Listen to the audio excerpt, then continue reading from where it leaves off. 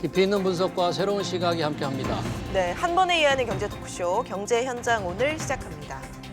최근 달아오른 주식시장에 쏠린 관심이 이제 퇴직연금으로까지 이어졌습니다.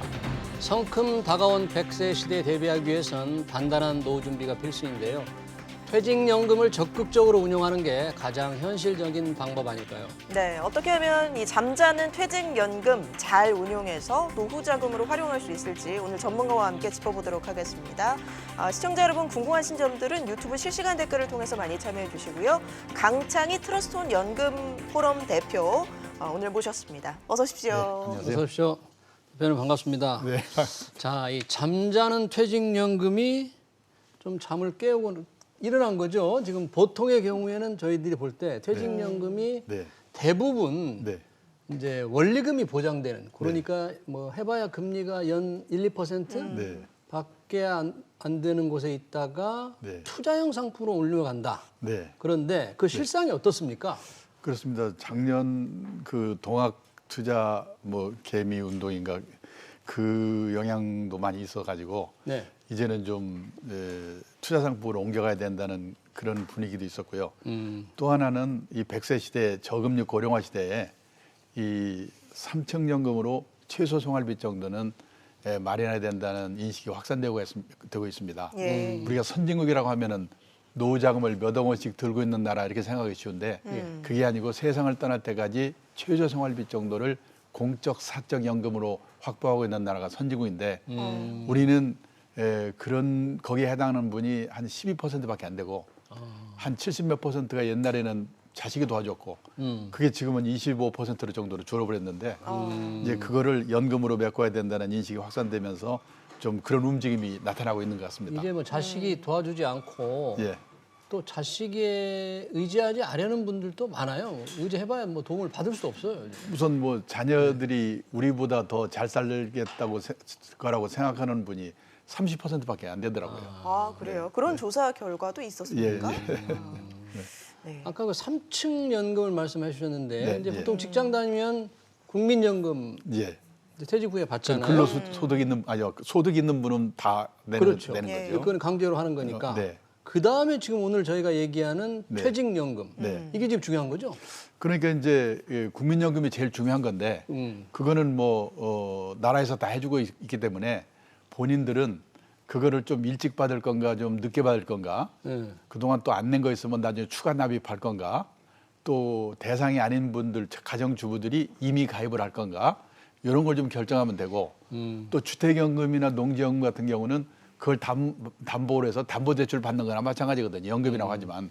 그러니까 뭐 큰 신경 쓸 게 없는데 이 퇴직연금하고 개인연금은 가입할까 말까도 자기가 결정해야 되고 그다음에 그 운용자산을 어떻게 운영해야 되고 그다음에 또 이걸 바로 받을지 아니면 연금형태로 받을지도 결정해야 되니까 의사결정해야 될 게 참 많기 때문에 퇴직연금에 대한 공부가 아주 필요한 거죠. 예, 이 네. 퇴직연금 보면 네. DB형, 네. DC형 네. 크게 두 가지로 나뉘지 않습니까? 네, 네. 뭐 장단점이랄까요? 어떤 특징들이 그러니까 각각 이제 있어요? 크게 나누면은 DB형, DC형, IRP 이렇게 나누는데 DB형은 간단히 말하면 회사 책임형.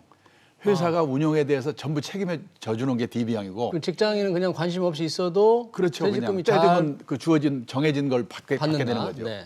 그다음에 DC형은 근로자, 가입자 책임형이죠. 그러니까는 근로자들이 운용을 잘하면 많이 받고 잘못하면 자기 넣은 것보다도 오히려 손실 볼 수도 있고. 아, 그래요? 예, 그게 DC형이고 그다음에 IRP는 회사에서 내는 것만으로는 부족하니까 자기가 추가로 세금 혜택 받으면서 넣는 걸 IRP라고 그러고 또 이 뭡니까 공무원이라든지 선생님 공무원분들도 그 연금에 더 넣고 싶으면 넣는 것도 그러고 그다음에 나중에 퇴직급여 받고 나서 퇴직하고 나서 그걸 일단 IRP로 집어넣어 가지고 그걸 또 하는 그걸 전체 합쳐서 개인형 퇴직연금이라고 해가지고 IRP인데 IRP. 그 IRP도 사실은 책임이 자기한테 있기 때문에 그 넓은 의미의 DC형에 포함이 되죠. 네, 그래서 지금 DB형이 작년 말 현재로 252조 원이 퇴직연금이 잔고가 되는데 적립금이 전체 퇴직연금 적립금이 252조 원인데 굉장히 많네요. 예, 거기에 61%가 회사가 책임져주는 DB형이고, 그다음에 이제 IRP가 34조, DC가 64조에서 합쳐가지고 39%가 그러니까 자기 책임형인 DC형이라고 볼 수가 있습니다. 직장인들은 그러면 그 유형 중에 선택을 해야 되는데 대표님께서는 어떤 방식을 그 이제 추천을 회사가 하세요? DC형을 도입하는 회사들은 뭐 자동적으로 다 자기도 도입하게 되고 예. 두 개를 놓고 선택하라는 데도 있고 예, 예. 뭐 그러니까 제가 속해 있는 회사는 그냥 DC형으로 모든 직원이 다 하거리 돼 있기 때문에 뭐 그냥 DC형으로 돼 있는데 이게 문제는 2030년 한 10년쯤 후가 되면 252조 원이 한 440조 정도로 늘어날 걸로 예상이 되고 퇴직연금 적립금이 적립금이 그리고 거기에 그 DB형은 오히려 한 44% 정도로 줄어들고 DC형이 반대로 56% 정도로 늘어날 걸로 예측이 되거든요. 왜 그렇습니까? 근로자가 주체적으로 운영하는 네, 그런 분이 시대가 지금 오고 있는 거죠. 늘어난다. 왜냐하면 기존의 DB형 회사 책임형을 도입했던 회사들도 예. 그게 회사가 회계 처리라든지 회사의 부담이 크거든요. 그래서 DC형으로 전환하는 회사도 많고 요즘 신규로 퇴직연금을 도입하는 기업들은 대부분이 DC형으로 하고 있어요. 예. 그러니까 그 비중이 점점 커가고 있고 미국 같은 경우에도 우리와 지금 반대로 DC형이 오히려 그러니까 64% 정도가 DC형입니다. 미국은. 아, 64%. 이미, 예. 이미 우리는 지금 현재 DB형, 예. 회사 책임형이 60%인데 미국은 예. 거꾸로 돼 거꾸로 돼 있다고 우리가 보면 그럼 미국 쪽으로 지금 바뀌고 있는 거죠? 그건 뭐 세계적인 추세입니다. 세계적인 추세. 국제 회계 기준 같은 데 맞추기 위해서는 회사 부담이 DB형을 하기에는 좀 어려운 면이 많기 때문에 기존의 회사들도 DC형으로 바꾸는 회사들이 많습니다. 네. 그러면 지금처럼 이제 금리가 뭐 아주 낮은 뭐 1%밖에 안 되지 않습니까? 네. 이런 상태에서는 자, 이 DC형으로 해서 자기가 직접 운용을 해서 네. 수익률을 훨씬 더 잘 낼 수 있다고 기대를 하는 겁니까? 그래서 이렇게 DC가 좀 늘어나는 겁니까? 그러니까는 그렇게 해서 낼 수 있다는 자신감보다는 예. 그렇게 해야 된다. 아. 그래야지 수익을 낼 수 있다. 그렇게 해야 된다. 다른 선진국들도 다 그렇게 하고 있다. 그런데다가 마침 작년에 그 주식 투자 붐이 있었기 때문에 네. DC형 쪽으로 더 많이 많이 자산 몰린 적극적으로 거군요. 운용하는 분들이 많은데 문제는 여기에 그 투자의 원칙이라든지 그 DC형 연금을 운용하는 노하우에 대해서 공부를 좀 해야 되는데 지금 공부가 거의 안 된 채로 뭐 그러고 가고 있는 게 좀 맞아요. 문제가 좀 있긴 있는 거죠.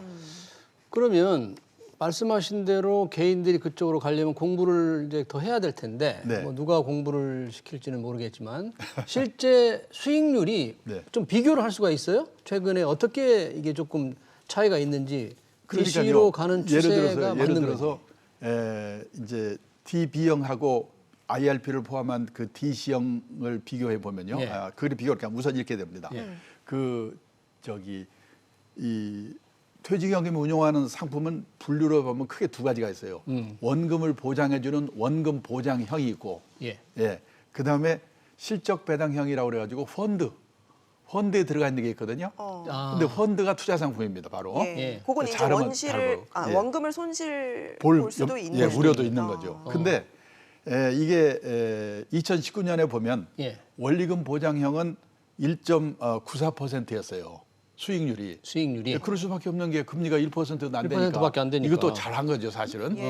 그런데 실적 배당형은 그 펀드 상품은 7.63%였습니다. 수익은 훨씬 많이 낸 높네요. 거죠. 그래요? 그 작년에는 특히 주식 시장이 좋아가지고 예. 원리금 보장형은 1.69%였는데 이 펀드 그러니까 실적 배당형은 13.24%였으니까 이건 뭐 엄청난 차이가 나는데. 엄청난 차이가 나는 거죠. 예. 그래서 이제 이걸 보고 많은 분들이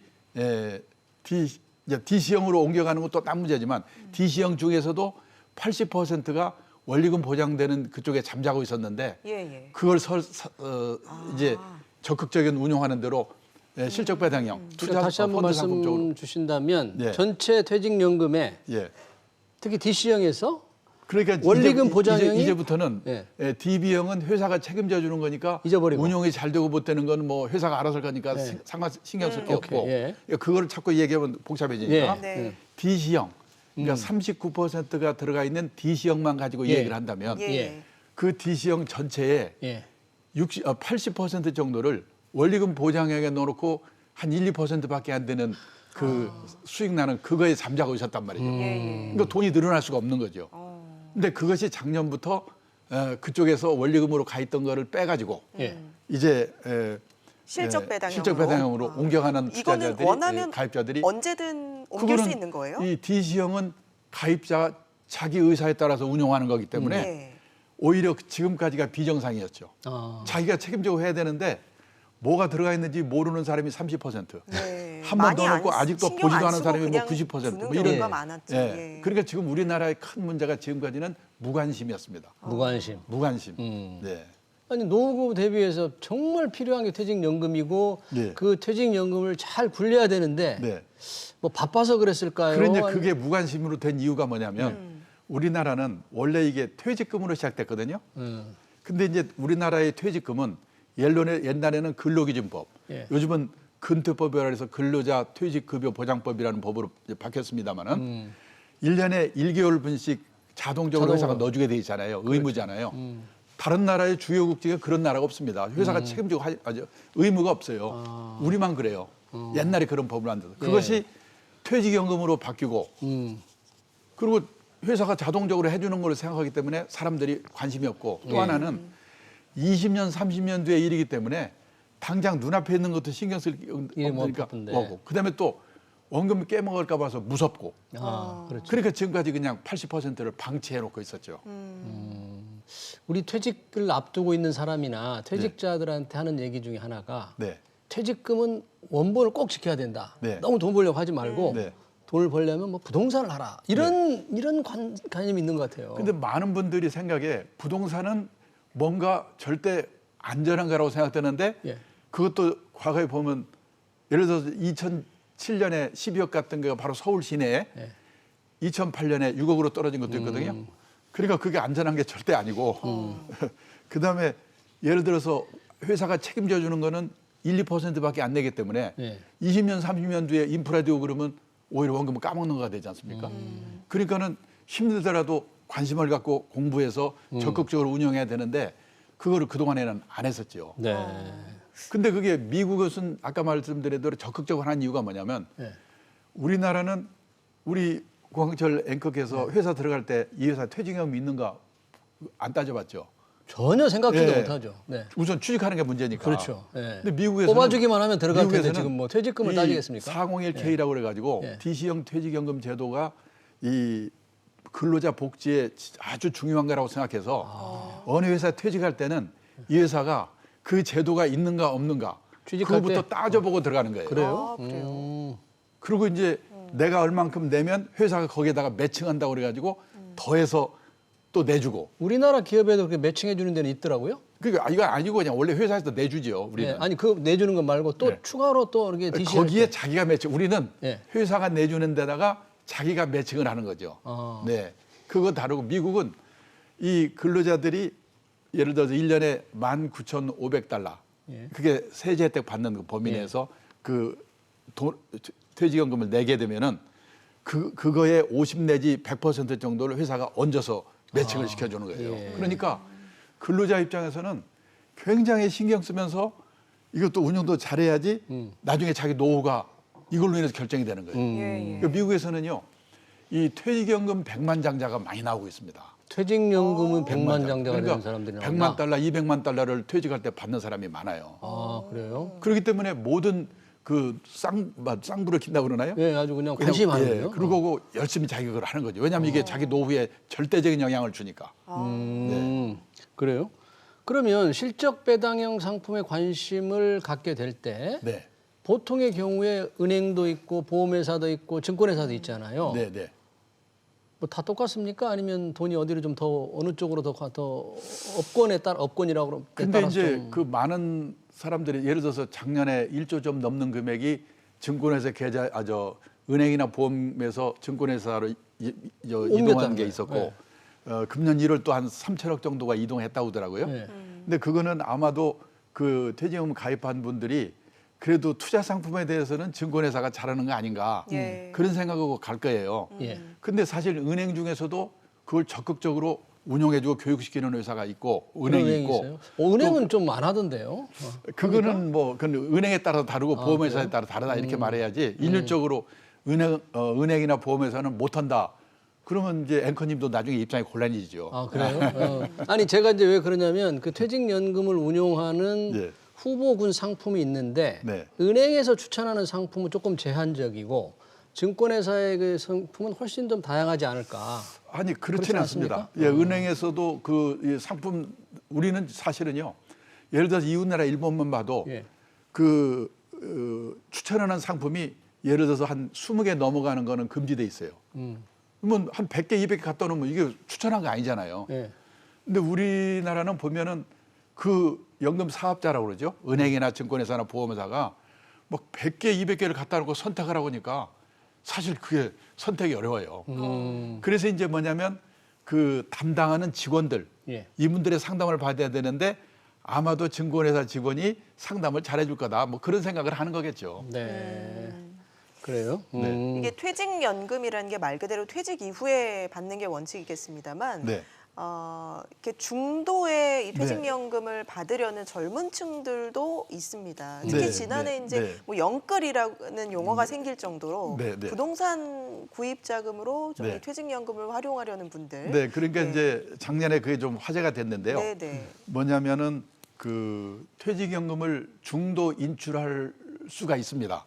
그 사유가 있으면. 예. 예. 근데 우선은 DB형하고 그러니까 회사 책임형하고 DC형이 있다고 그랬지 않습니까? 예. DB형은 중도 인출이 안 돼요. 여러 가지 그 복잡한 일이 있기 아예 때문에. 안 돼요? 예, 그래서 DB형에 가입하고 계신 분이 만약 중도 인출하고 싶으면 DC형으로 전환해가지고 하거나 아니면 그거를 담보로 해가지고 은행에서 좀 대출을 받거나 이건 가능한데 예, 중도 인출은 불가능하고 DC형은 가능은 한데 어떤 경우에 가능하냐면 예. 첫째는 자신의 명의로 주택을 구입할 경우 네.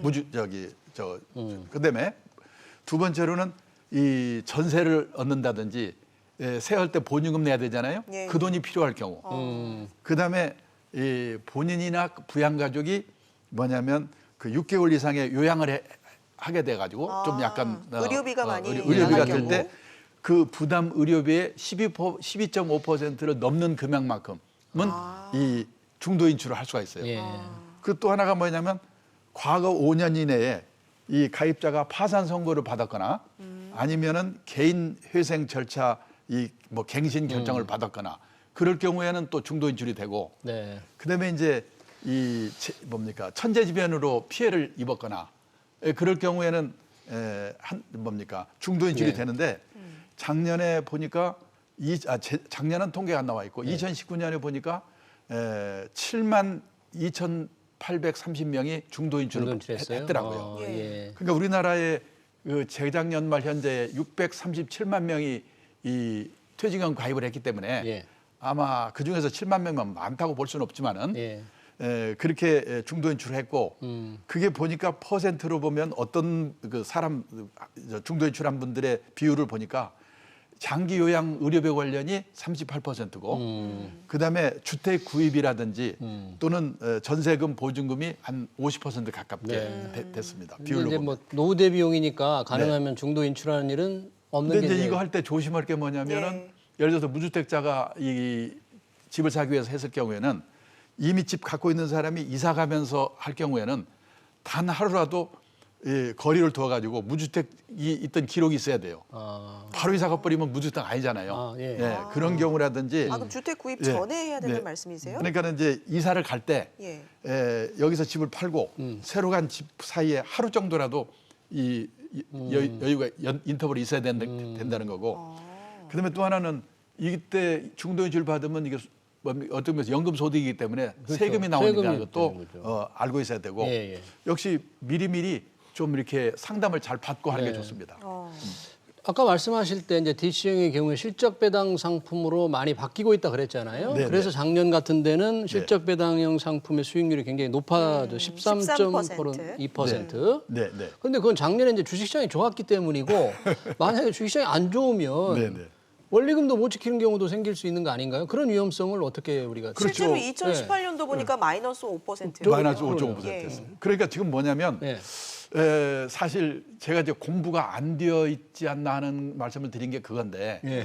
옛날에도 주식시장 좋으면은 와 주식 투자했다가 예. 그 떨어지면 손해 보고 예. 아 그런데 내가 다시는 안 간다고 그러고 또 나오고 그러잖아요. 그러니까 만약에 이 퇴직연금도 작년에 그런 분위기에 휩싸여서 갔다가 예. 다시 이제 손해 보고 나면 역시 그냥 원금보장인 게 나아. 또 그럴 수도 있기 때문에 예. 이 투자의 원칙에 관한 공부 이거를 좀 확실히 할 필요가 있는데 네. 우리는 투자에 관한 공부라고 하면 뭐냐면 오르는가 떨어지는가 예측을 잘하는 거하고 종목 고르는 거라고 생각하잖아요. 그렇죠. 좋은 종목 근데 고르는 그게 거. 아니고 퇴직연금뿐이 아니라 투자에 관한 중요한 게 뭐냐면 예. 원칙이 투자에는 리스크가 따르잖아요. 예. 리스크가 따르는데 두 가지 리스크가 있어요. 예. 하나는 뭐냐면 마켓 리스크라고 그래가지고 시장 전체가 오르고 내리는 리스크거든요. 예. 그러니까 아무리 좋은 종목, 좋은 주식을 갖고 있더라도 시장 전체가 떨어지면 방법이 없거든요. 예. 그다음에 두 번째는 아무리 시장이 같이 오르더라도 불량 주식을 갖고 있거나 불량 펀드를 갖고 있으면 안 오르거든요. 네. 그거는 개별 종목 리스크라고 그래요. 예. 그런데 시장 그 리스크는 언제 그런 게 생길지 작년에 코로나 사태 올지 누가 알았습니까? 그렇죠. 이게 금년에 지나갈지 내년에 지나갈지 아무도 모르거든요. 그렇기 때문에 그때가 지나갈 때까지를 기다려야 되기 때문에 장기 투자를 해야 돼요. 장기 투자를. 장기 투자. 그래야지 그걸 해결이 되거든요. 예. 그리고 개별 종목 리스크는 열심히 노력해서 골라야 되지만은 신이 아닌 이상 100% 맞힐 수가 없으니까 예, 예. 분산을 해야 되는 거예요. 분산을. 그거는 종목 분산도 하지만은 예를 들어서 주식형하고 채권형 공격적이고 안정적이고 분산한다. 그러니까 예. 장기 분산 투자의 원칙만 잘 지키면은 이게 가능한데 예. 그러려면은 10년, 20년 긴 자금을 해야 되거든요. 예. 그게 바로 퇴직연금이에요. 그러니까 우리가 장기 분산 투자한다고 그러지만 내년에 쓸 돈, 모레 쓸 돈 가지고는 절대 할 수가 없고 10년, 20년, 30년 자금을 해야 되는데 그거에 제일 좋은 자금이 퇴직연금이고 예. 그래서 퇴직연금이 아주 좋은 자금이니까 그걸로가 이제 활용을 하면 되는데 그동안에는 그걸 모르고 있었죠. 그러면 지금 말씀하신 대로 미국 같은 경우는 연금 부자가 있다고 그랬잖아요. 네, 그럼 네. 우리와 뭐 교육 뭐 시스템이 다릅니까? 아니면 교육을 그러니까 이제 달리시킵니까? 어떻게? 미국에서는 이 초등학교 때부터 예. 그런 얘기 많이 듣잖아요.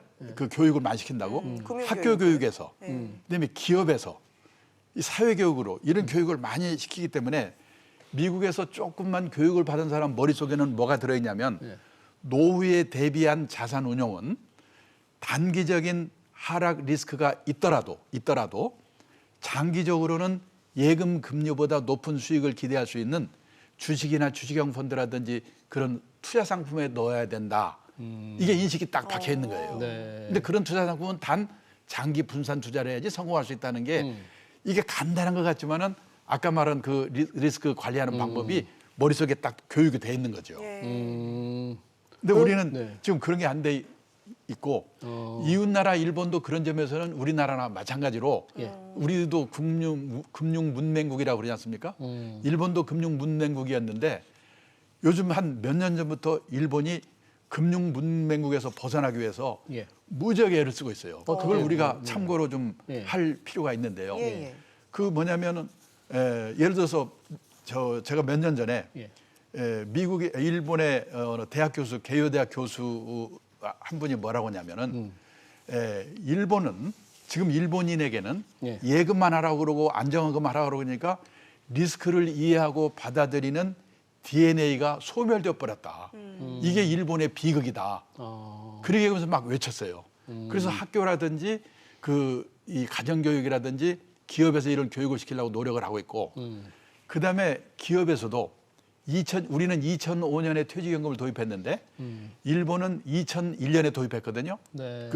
퇴직연금은 그 전이지만 DC형은 DC형. 2001년에 도입했는데 도입하면서 일본의 그 경영층들이 굉장히 이거에 대해서 신경을 쓰는 게 뭐냐면 원래 회사 책임형이 DB형 아닙니까? 예. 회사가 책임져야 될 거를 근로자 책임형으로 바꿨으니까 TC로 바꾸고. 예, 우리가 책임질 거를 근로자한테 전가시켰으니까 예. 대신 우리한테는 어떤 의무가 있느냐? 근로자들을 교육시킬 의무가 우리한테 있다. 아주 사회적인 분위기, 법이 없더라도 사회적인 분위기가 그런 교육을 안 시키는 그런 경영자는 나쁜 경영자다, 나쁜 회사다 인식이 있어가지고 가입자 교육은 100% 시키고 있고 예. 그다음에 매년 한두 번씩 시키는 그걸 계속 교육이라고 그러는데 예. 그거는 한 80% 정도가 다 시키고 있어요. 근데 우리나라는 도입할 때도 하는 데가 몇 군데 없고 예. 계속 교육은 제로라고 보면 돼요. 예. 제가 옛날에 경험이 있는데 그런 교육을 좀 시켜드리겠다고 그랬더니 오라고 그래요. 예. 그래서 가서 1시간 하고 갔는데 30분 하더니 바쁘니까 그냥 가시라고. 이게 지금 우리나라의 큰 우리 문제입니다. 기업들의 현실이군요. 그러니까 이런 교육이 안 되어 있기 때문에 근로자들이 결국은 퇴직연금도 오릅니까 떨어집니까? 뭐 사야 됩니까? 이런 관점으로 만약 이거 하게 되면 예. 다시 옛날로 돌아갈 가능성이 있다는 거죠. 기업이 안 해주면 예. 직원들이 연합을 하거나 네. 직원들이 좀 더 이 분야를 더 연구를 해야 될 텐데 그러려면 그래서 저는 이제 외치고 다니는 게 뭐냐? 각자 도생할 수밖에 없다. 지금 회사 가서 따질 수도 없는 거고. 예. 첫째는 노조를 움직이자. 노조. 예를 들어서요. 일본의 세이코 앱슨이라는 그런 무슨 뭡니까 복사기 만드는 회사 같은 경우에는 12,000명 정도 직원이 있는데 거기 노조위원장이 무슨 생각을 했냐면 지금 같은 이 저성장 시대에 무슨 투쟁해가지고 임금 올려봤자 2, 3% 오르지 말지고 예. 차라리 이 라이프 서포트 교육이라고 그래가지고요. 예.